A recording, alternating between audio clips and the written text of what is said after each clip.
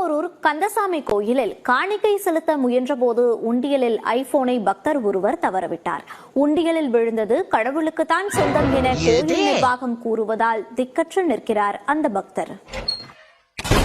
ஒரு வழியா குடும்ப கஷ்டத்தை இன்னையோட தலைமுழுகிறேன். ஆட இவ்வளவுதானா?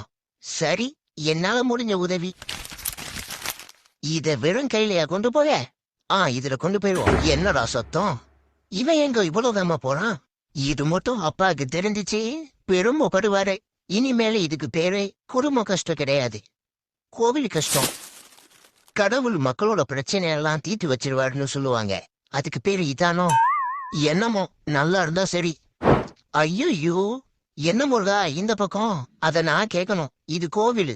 அதாவது முருகா, உண்டில விழுந்த ஐபோனு கோவிலுக்கு சொந்தம்னு கேள்விப்பட்டேன். அதுக்கே அதான் லோன் டாக்குமெண்ட்ஸ் தூக்கி உண்டில போட்டேன்.